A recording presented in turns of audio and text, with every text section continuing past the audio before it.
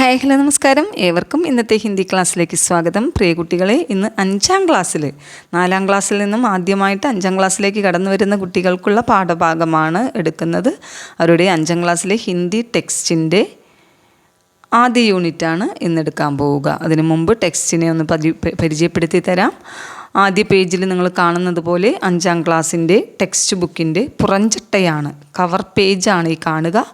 അതിൽ ഹിന്ദി എന്ന് എഴുതിയിട്ടുണ്ട്, കേരൾ പഠാവലി ഭാഗ് 1.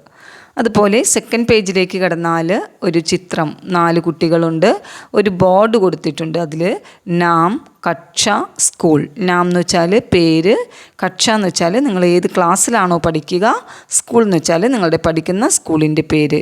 അടുത്തത് ദുലാരെ പൽ എന്ന് പറയുന്ന യൂണിറ്റിൻ്റെ പേരാണ്. ഇക്കായി ഏക്ക് ദുലാരെ പൽ.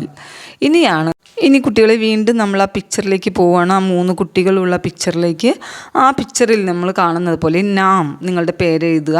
അപ്പോൾ പരീക്ഷയ്ക്ക് ഒരു ക്വസ്റ്റ്യൻ വരാം, ആപ്കി പ്രൊഫൈൽ തയ്യാർ കരേ. ആപ്കി പ്രൊഫൈൽ തയ്യാർ കരേ. പ്രൊഫൈൽ തയ്യാർ ചെയ്യുക എന്ന് വെച്ചാൽ നമ്മുടെ പേരെഴുതുക, ക്ലാസ് എഴുതുക, സ്കൂളിൻ്റെ പേരെഴുതുക.